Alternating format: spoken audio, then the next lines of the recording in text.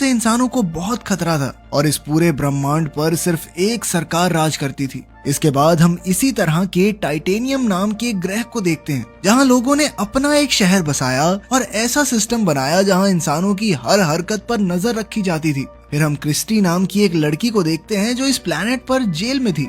इसके बाद हम ऐसे ही 10 कैदियों को देखते हैं जिन्हें शहर से निकाले जाने की सजा दी गई थी। यहाँ किसी को भी मौत की सजा नहीं दी जाती थी, बस शहर से निकाल देते थे, क्योंकि शहर से बाहर यहाँ बहुत ही खतरनाक जीव रहते थे जो मौका मिलते ही उन्हें मार डालते। कैदी अब यहाँ से भागकर कहीं नहीं जा सकते थे, तो इस जगह को एक खुली जेल भी कहा जाता था। अब इन 10 कैदियों को खतरनाक दलदल में से गुजरते हुए पैराडाइज आइलैंड्स तक पहुंचना था, लेकिन सच तो ये था कि आज तक कोई पैराडाइज आइलैंड्स तक पहुंच ही नहीं पाया था। खैर, फिर कैप्टन सभी कैदियों को शहर की सरहद तक ले आया, जहां एक अदृश्य सुरक्षा कवच था। कैप्टन ने सुरक्षा कवच हटाते हुए अर्विन नाम के कैदी के सर से कपड़ा हटाया और फिर उन सब के लिए एक लोहे का बक्सा मंगवाया, जिसमें उनके काम की सारी चीजें थी। अब उनके पास यहाँ से निकलने के लिए 1 घंटे का टाइम था, वरना गार्ड्स उन्हें गोली मार देंगे। ये सुनकर एक औरत तो पागलों की तरह रोते हुए इधर उधर भागने लगी, तो क्रिस्टी ने जैसे तैसे उस औरत को शांत किया। इसके बाद वुल्फ नाम के कैदी ने कहा कि वो सबके बारे में जानना चाहता है।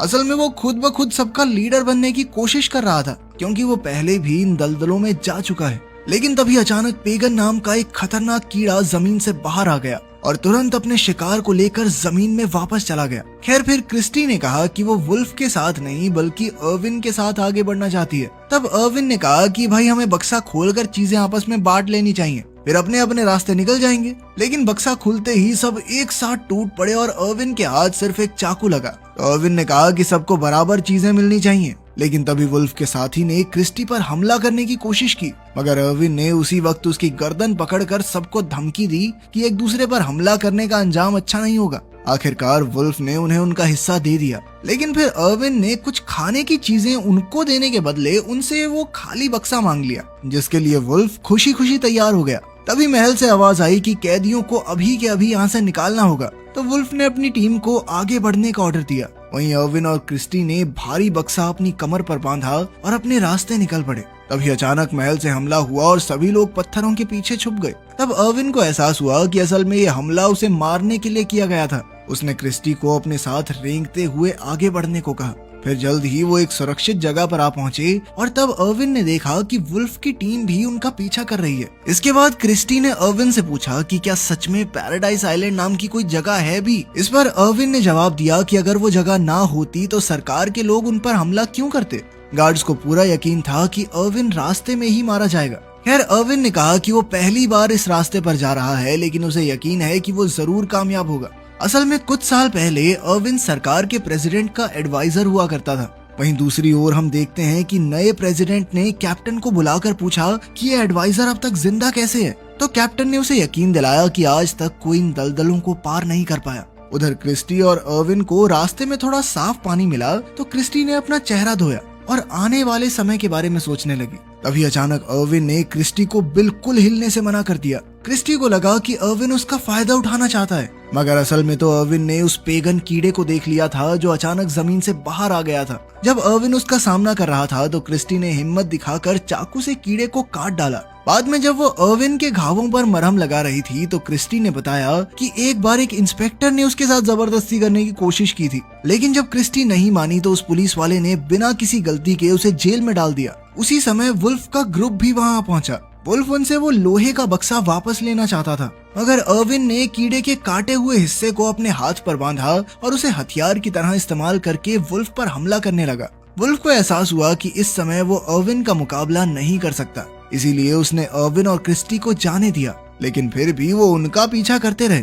असल में वुल्फ चाहता था कि वो दोनों आगे चलकर पहले दलदल में फंस जाएं, ताकि उनके ग्रुप को आने वाली मुसीबत का पहले ही पता चल जाए। कुछ समय बाद अर्विन को जमीन से पेगन्स निकलते दिखाई दिए, तो उसने क्रिस्टी को चुपचाप नीचे लेट जाने को कहा। ऐसा करते ही बहुत सारे पेगन्स अचानक जमीन से बाहर आ गए और वुल्फ के ग्रुप पर हमला कर दिया। वो कई कैदियों को अपना शिकार बनाकर जमीन के अंदर ले गए। उधर प्रेसिडेंट ने कैप्टन से अर्विन के बारे में पूछा तो कैप्टन ने बताया कि उसका एक खास आदमी अर्विन के पीछे लगा हुआ है। इधर रात होने पर अर्विन और क्रिस्टी एक जगह पर रुक गए और अर्विन उसे अपनी पूरी सच्चाई बताने को तैयार हो गया, लेकिन इससे पहले कि वो कुछ कहता क्रिस्टी थक हार कर वहीं सो गई। बाद में जब उनकी आंख खुली तो उसे अजीबोगरीब आवाजें सुनाई दी और सामने से हजारों की तादाद में कीड़े उनकी तरफ बढ़ रहे थे। क्रिस्टी डर के मारे तेजी से दौड़ी, मगर अर्विन ने उसे तुरंत पकड़कर लोहे के बक्से में डाला और खुद भी अंदर लेटकर ढक्कन बंद कर दिया। इसी तरह वो कीड़ों के आतंक से तो बच गए, मगर उनके बक्से का ढक्कन बुरी तरह टूट गया। दरअसल अर्विन ने बक्से की मांग इसी मुसीबत से बचने के लिए की थी। फिर शांति होने के बाद वो बाहर आए और बक्से को वहीं छोड़कर आगे बढ़ गए। कुछ समय चलने के बाद वो दलदल की शुरुआत में पहुंच गए। वहीं वुल्फ का पूरा ग्रुप भी उनका पीछा कर रहा था। लेला नाम की एक लड़की को लगा कि ऐसे तो अर्विन और क्रिस्टी ज्यादा आगे निकल जाएंगे, तो वो उनके पास पहुंचने के लिए तेजी से चलने लगी। तब वुल्फ उसे रोकने के लिए दौड़ा, मगर अचानक वो खुद ही दलदल में फंस गया। उसी वक्त लेला ने सबको बताया कि अर्विन असल में पिछले प्रेसिडेंट का एडवाइजर था और वो जानता है कि यहाँ से जिंदा बाहर कैसे निकलना है। फिर यान नाम के कैदी ने वुल्फ को बाहर निकाला। खैर रात होने पर अर्विन और क्रिस्टी एक जगह रुके और अर्विन ने उसे कच्चे मेंढक खिलाए। फिर उसने खुद ही क्रिस्टी को बताया कि वो पहले प्रेसिडेंट का एडवाइजर हुआ करता था, लेकिन वहाँ के सिस्टम का काला सच जब उसके सामने आया तो उसने आम लोगों के सामने उनका पर्दाफाश करने का फैसला किया।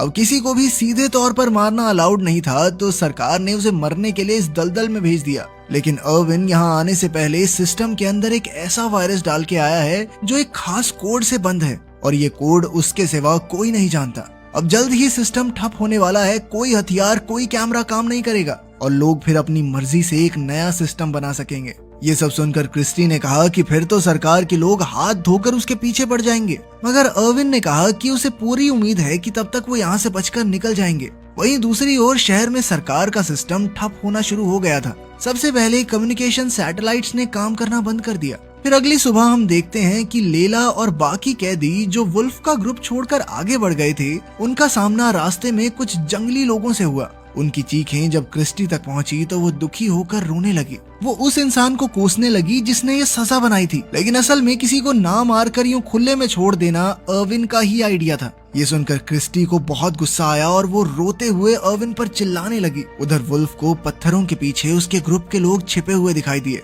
तब अपनी जान बचाने के लिए लेला ने वुल्फ को बताया कि उसे प्रेसिडेंट के एडवाइजर को मारने का ऑफर मिला है। अगर उसने अर्विन को मार दिया तो सरकार का हेलीकॉप्टर उसे लेने आएगा। अब वुल्फ के दिमाग में एक आइडिया आया कि अगर वो लेला को ही खत्म कर दे तो सरकार शायद उसे भी ऑफर दे देगी।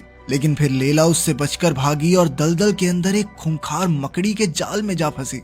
वो बेचारी वहीं तड़प तड़प कर मारी गई। जब कैप्टन को खबर मिली कि उनकी जासूस मारी गई तो उसने सार्जेंट मैटियस को हथियार देकर एडवाइजर को मारने के मिशन पर भेजा। वहीं दूसरी ओर वुल्फ का एक और साथी रास्ते में मारा गया। इधर यान ने अर्विन और क्रिस्टी के पास जाकर उन्हें भटका दिया, जिससे अर्विन वुल्फ के जाल में फंस गया। वुल्फ ने अचानक उसे बांधकर कैद कर लिया था और अब वो उसे मारना चाहता था ताकि सरकार उसे आजाद कर दे। अब कोई और चारा नहीं था, इसलिए अर्विन ने क्रिस्टी को भाग जाने को कहा, पर क्रिस्टी ने अचानक उसे चूम लिया। इधर वुल्फ ने अर्विन को खड़ा होने को कहा, मगर अर्विन उसकी एक सुनने को राजी नहीं था। इसीलिए वुल्फ को उसे अपनी पीठ पर उठाकर आगे बढ़ना पड़ा। वहीं हम देखते हैं कि सार्जेंट मैटियस और उसका ग्रुप पुरानी जेल के खंडरों में पहुंचे, जहां कई खूंखार अपराधी रहते थे। जल्द ही वुल्फ भी वहां पहुंच गया। फिर उसने अर्विन और क्रिस्टी को एक जगह पहुंचाया और सार्जेंट मैटियस से डील करने पहुंचा, लेकिन उनकी बातचीत के बीच ही अर्विन वहां से भाग निकला।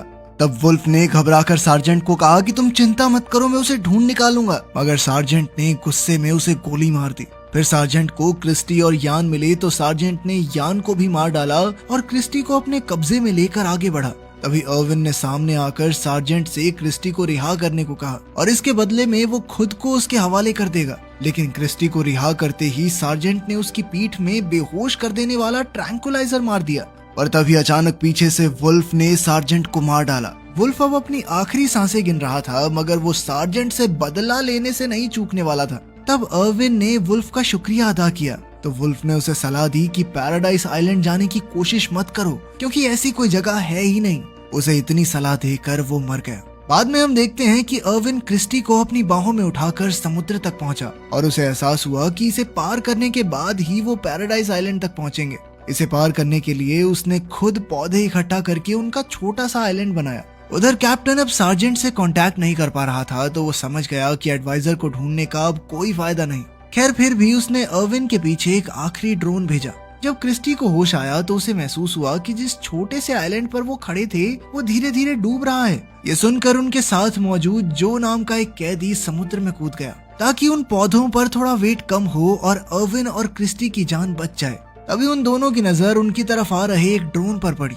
एक बार को तो उन्हें लगा कि अब खेल खत्म हो चुका है, लेकिन उन तक पहुंचने से पहले ही वो खराब होकर पानी में गिर गया, क्योंकि अब अर्विन का बनाया हुआ वायरस पूरे सिस्टम में फैल गया था। अब उसे थोड़ी खुशी हुई क्योंकि शहर के लोग करप्ट सरकार के चंगुल से बाहर आ जाएंगे, लेकिन अचानक उन्होंने देखा कि वो बहुत तेजी से एक झरने की तरफ बढ़ रहे थे। लेकिन तभी उन्होंने जैसे तैसे खुद को अपने छोटे से आइलैंड से बांधा और वो वहां से नीचे गिरकर भी बच गए। ये किसी करिश्मे से कम नहीं था। आखिरकार वो किनारे तक पहुंचे जहां प्रेसिडेंट के लिए एक खुफिया बंकर बनाया गया था। इसे बनाने वाला कोई और नहीं बल्कि अर्विन ही था, लेकिन उसे खोलने के लिए कोड का आखिरी नंबर अर्विन को पता नहीं था, क्योंकि वो प्रेसिडेंट ने खुद डाला था। वो तुक्का नहीं मार सकते थे, क्योंकि अगर 2 ट्राई में उन्होंने सही जवाब नहीं भरा तो बंकर लॉक हो जाएगा। लेकिन फिर उसने थोड़ा दिमाग लगाकर प्रेसिडेंट की तरह सोचते हुए नंबर डाला और दरवाजा फट से खुल गया।